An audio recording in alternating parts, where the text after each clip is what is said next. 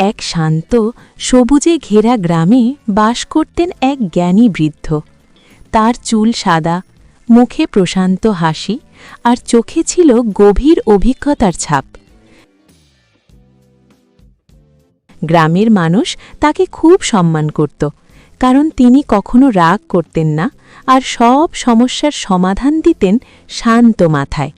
গ্রামের সবাই বলত, এই বৃদ্ধের ধৈর্য আর বুদ্ধির তুলনা নেই। একদিন সেই গ্রামে এসে হাজির হল এক রাগী ও অহংকারী যুবক।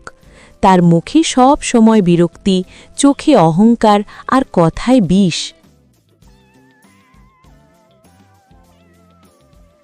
এই যে বৃদ্ধ, সবাই নাকি আপনার বুদ্ধির খুব প্রশংসা করে, কিন্তু আমার তো মনে হয় আপনি একজন সাধারণ মানুষ ছাড়া আর কিছুই নন। হিম্মত থাকলে আমার সাথে তর্কে জিতে দেখান। বৃদ্ধ যুবকের কথা শুনে একটুও বিচলিত হলেন না। তিনি শুধু মৃদু হেসে চুপচাপ বসে রইলেন। কি হলো, কথা বলছেন না কেন? ভয় পেয়ে গেছেন নাকি? যুবক এবার আরও রেগে গেল। সে একের পর এক কটু কথা বলতে লাগল।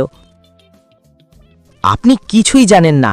আপনার কথা শুনে মানুষ ভুল পথে যায়। আপনি আর আপনার পরিবার সবাই এক। যুবক বৃদ্ধকে অপমান করতে লাগল, এমনকি তার পূর্বপুরুষদের নিয়েও আজে বাজে কথা বলল। কিন্তু আশ্চর্যের বিষয়, বৃদ্ধ একদম পাথরের মতো শান্ত।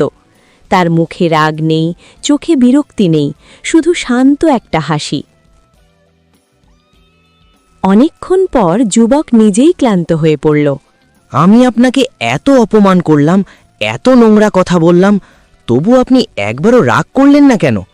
আপনার কি কোনো আত্মসম্মান নেই? বৃদ্ধ তখন ধীরে ধীরে যুবকের দিকে তাকালেন।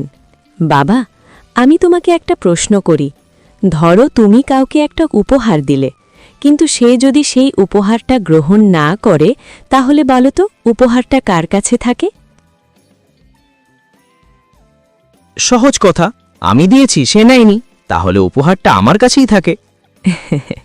ঠিক তাই বাবা, তুমি আমাকে অনেকক্ষণ ধরে রাগ, অপমান আর ঘৃণার অনেকগুলো উপহার দিতে চেয়েছিলে, কিন্তু আমি তার একটাও গ্রহণ করিনি। তাই তোমার দেওয়া সব কটু কথা, সব ঘৃণা, সবই তোমার কাছেই রয়ে গেছে। আমার তাতে কোনো ক্ষতি হয়নি। বৃদ্ধের কথা শুনে যুবকের মাথা নিচু হয়ে গেল।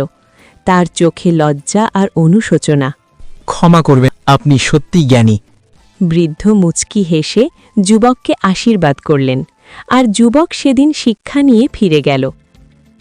শিক্ষা: কেউ যদি আপনাকে রাগাতে বা ছোট করতে চায়, আর আপনি যদি তাতে প্রতিক্রিয়া না দেন, তাহলে সেই রাগ আর ঘৃণা তার কাছেই ফিরে যায়। আপনার শান্তি আপনার নিজের হাতেই।